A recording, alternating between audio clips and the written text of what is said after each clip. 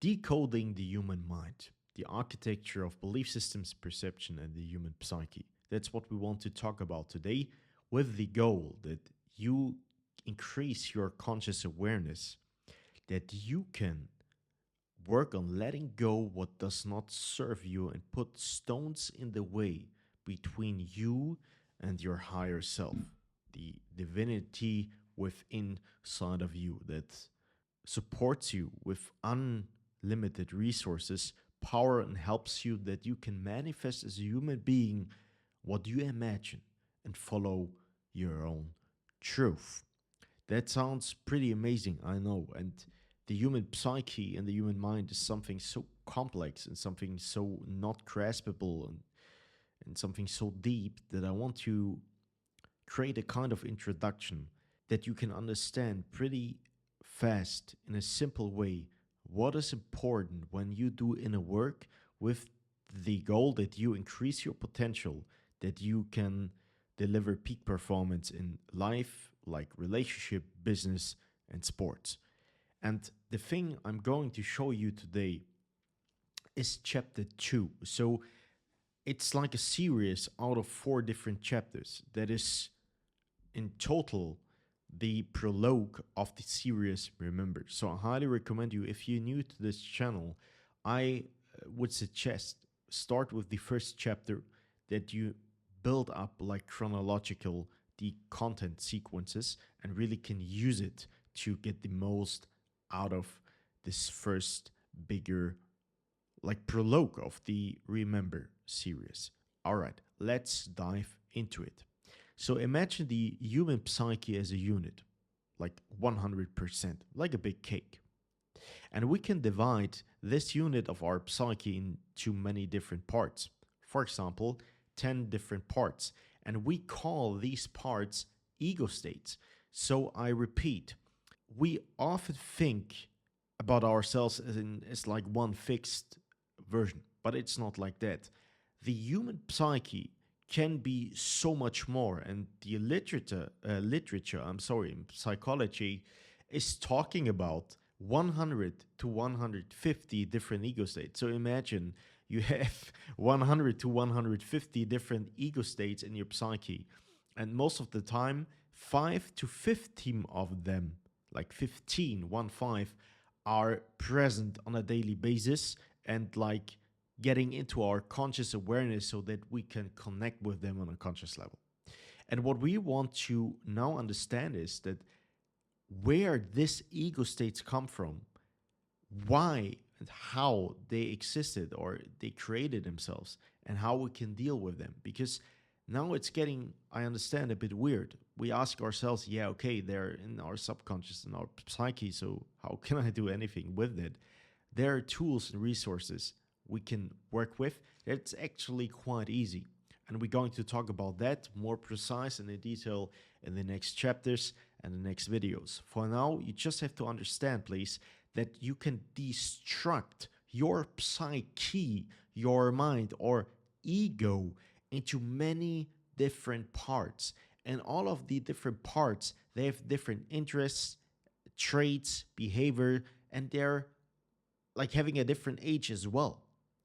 And if we understand that, we understand often, for example, the ambivalence we can observe in our own feelings, because sometimes it does not take much and it does not need much that we feel so different and we feel like we're a different person, or we don't remember or recognize ourselves if we look in the mirror. That's normal, because another ego state is taking like the control and comes on the stage.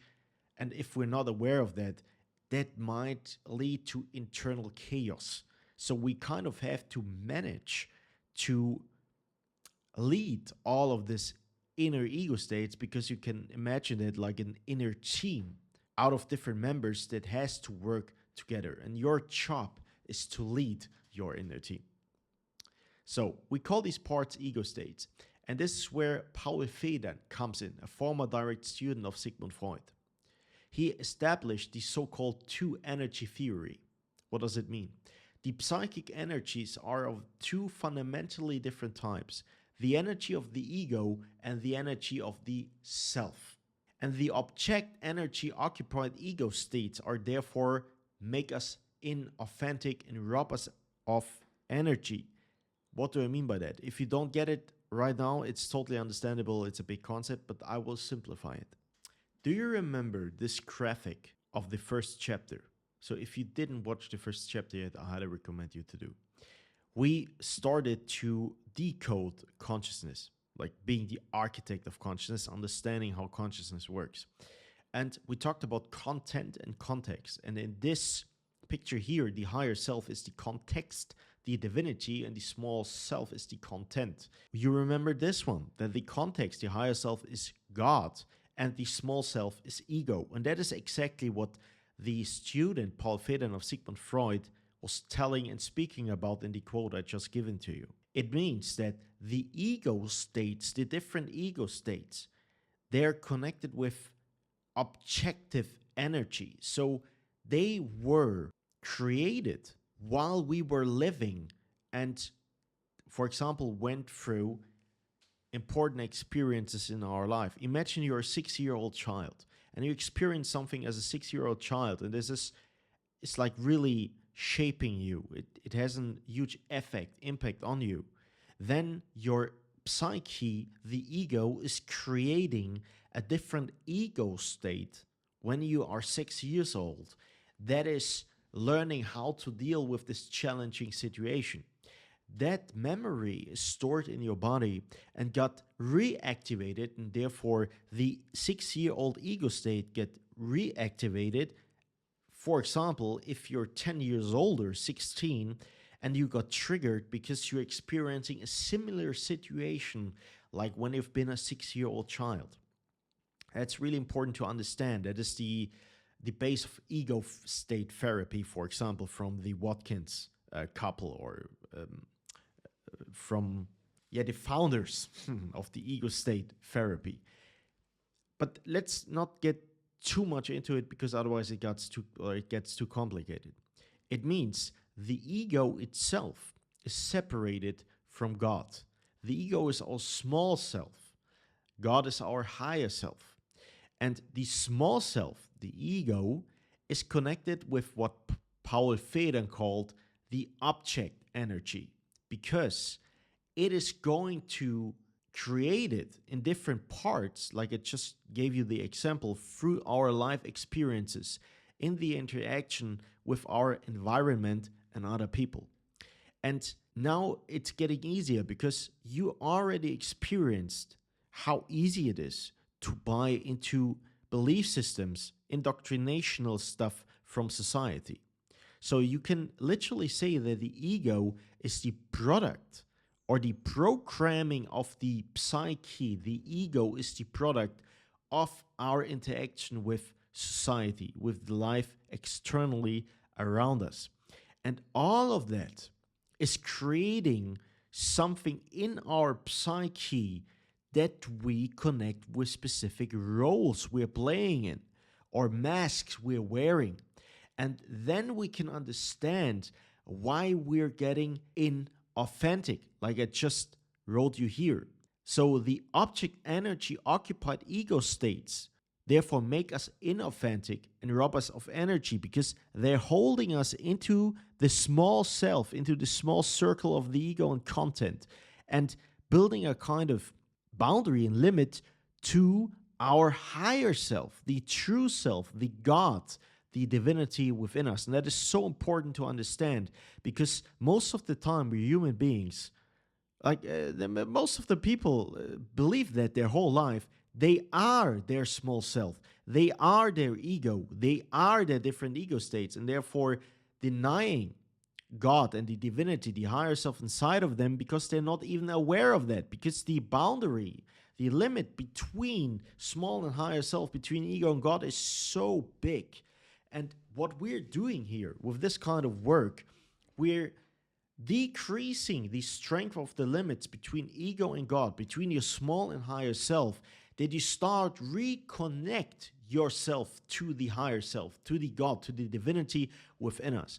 And that equals the increasement of power, of authenticity, of happiness, of fulfillment, of abundance, of everything that is positive. Because if you connect with your higher self, with God within you, everything you need and want and desire is already there because you enter the world of context and not content. When we now build the transition to the first chapter, that is so important. So, the ego states, living in the ego, the small self, in the content, is supporting the incongruence. And what does incongruence mean? I will explain it to you in a second. But I want to invite you now that you start to remember a moment in your last day or week when you felt incongruent. What does it mean? You felt like your inner world and the outer external world does not belong and fit together. It's like you're living something that is not what you want to live. It's like not living your truth. It's like not being integrous towards yourself. And that is the source of unhappiness, the source of illness, the source of lack, of poverty. But what does congruence exactly mean? The other way around. I asked ChatGPT, and I really like the description. I just read it to you because it's so much simpler than I try to explain it to you. Congruence is inner alignment. It means that your thoughts, feelings, and actions are in harmony with each other and with your authentic self. You live in truth. How you behave on the outside reflects what you truly feel and believe on the inside. Example, you feel angry, you acknowledge it, and you express it in a constructive way. You're not pretending to be fine. That's congruent. I am who I am, and I'm okay showing that to the world. Incongruence, the other way around, means that it's an inner conflict. It means there's a gap between your true feelings or beliefs and the way you present yourself to others or even to yourself. You act in ways that contradict your inner truth, often to gain approval, avoid pain, or meet external expectations. Example, you feel sad, but you smile and say, I'm fine, because you think showing sadness is weakness. That's incongruent. I show the world one version of me, but deep down, I feel different. That is so important to know because incongruence is because of that, because we're living in the ego and the boundaries between ego and God are too thick. So we can't go through them. So we're living, acting, behaving, thinking, feeling in our small self. And everything I'm doing is serving other people connect themselves with their higher self, with their divinity within themselves. It's not something I'm giving them. It's not something I add. No, the higher self, God is already within us. We just have to remove the clouds that the sun can shine through again. To quote my term's biggest spiritual teacher of modern time, David R. Hawkins. And that is what we're actually doing here. So the work of consciousness is absolutely not meant to add something new. It's to remove everything that is not true. It is to remove everything that is fallacious, that is illusional, everything that is connected to the small self, to get whole again, to get a stronger connection and bond to our higher self. Let us now take a graphical look at how the topic of congruence relates to manifesting. So imagine you're not living congruent, what I just explained through this description of ChatGPT. That means that we kind of waste our energy and resources because we're not using our resources to live our truth. We're not channeling them. We're wasting them somewhere else with somehow else. But if we live congruent, the other way around, we just express, we act out, we live what we have inside of us. And that's connected with living our truth. We're integrous towards ourselves. And if so, there's so much more chance that we manifest what we imagine in our in the mind. So it means if we're authentic, we're congruent because we're connected to our higher self. Means we have power, we have energy. We can then express in order to manifest the unmanifested lies within us.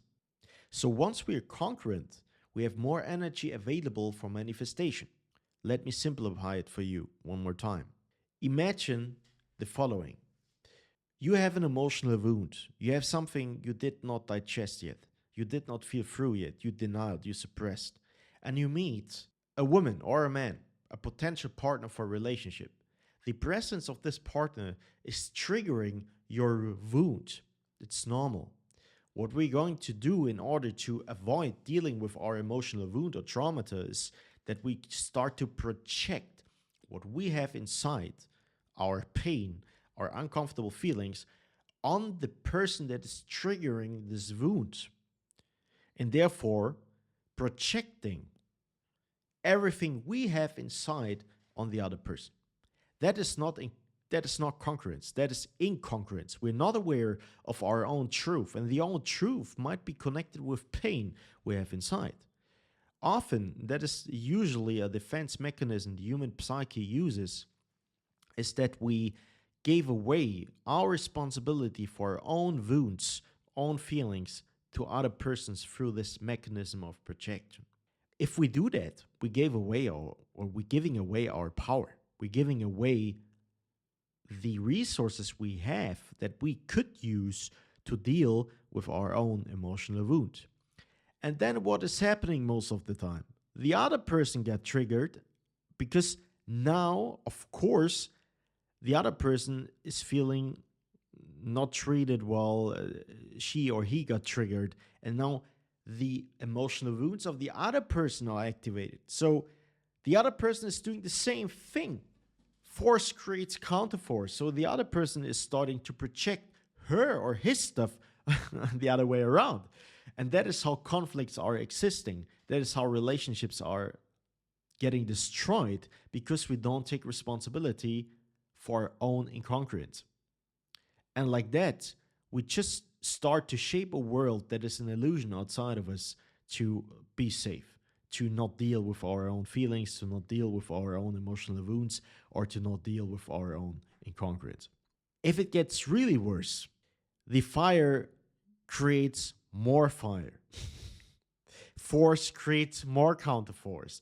The other person is not aware of that, what is just happening, what I described, and because of that, it's get even more into projection. So the conflict rises, and war, for example, is creating. That is explaining why war is existing on a psychological base. There are many factors too, but it is a main principle, because we're projecting and acting out instead of taking responsibility for our own pain, feelings, and therefore living incongruent. And through the work of conscious awareness, for this work we're doing here, even though you're studying just the videos or listening to the podcast, we do the following. We stop this process of incongruence. We stop this process of ego-driven mechanics. And we take responsibility for our own feelings and wound. So instead of projecting again what we don't want to deal with, we take ownership for that. And we're like, okay, if you're triggering me, it's my feeling. I have a wound. I have to take care of it. It's happening in me. Thank you for opening this door to my emotional wound. I deal with it. I take a look in the mirror. I own my shadows. I own my darkness. And I get whole again. We're reclaiming our authenticity. We're reclaiming our power and getting whole again and building a stronger connection through or to the higher self through destructing the limits and boundaries between ego and the higher self. And if we keep doing that, guess what happens? We heal. We heal. We're letting go of attachments. We're getting more and more congruent. We're getting more and more authentic. We're getting more and more into our power. We're getting more and more into connection to our own divinity within. And like that, we become the walk-in abundance. And then we conquered ourselves. We reclaimed our authenticity. And we can use that in every relationship, in every business, in every sport. That is the work I'm doing. And if we do that, by the way, we can handle relationships. We can support each other, that we can exactly in a relationship go through this process. And if we do that, we go a step deeper. Our intention becomes much more powerful so that we positively influence the field. And now you probably think, what the fuck are you not talking about? I know it's getting more deep, but that's why you're here. So imagine you're reclaiming your authenticity. You're conquering yourself. You're getting your power back. It means that you have more power. So if you're integrous and you're congruent, you're in alignment with your inner truth, your intention of what you want to do with that becomes so much more powerful, because if you're aligned, if you're congruent, your intention is like the guidance, the compass, the tool for orientation for where you put your energy in. So manifesting, creating material, achieving your goals is so much easier. And because of that, you having an impact of the overall field. And the overall field is the unmanifest field of endless energy, the quantum field, the universe, the all, God itself. Yeah? You choose what fits best for you. And now I want to quote David R. Hawkins. Within the field, potentiality is actualized by intention.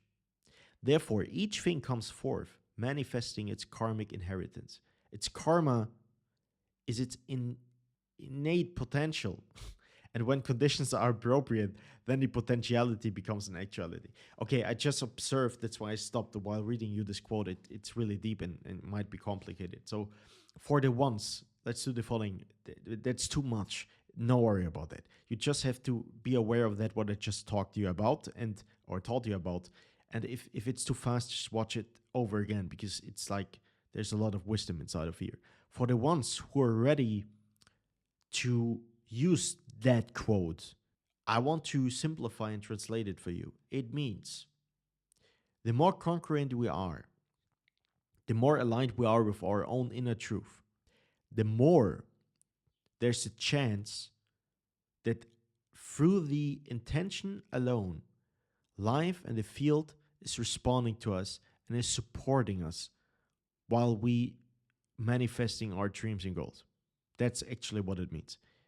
So maybe you already experienced that sometimes in your life, that you've been in the flow and you just feel like everything is coming to you, is flying to you. It's like you're a sorcerer or a witch and everything is easy, effortless.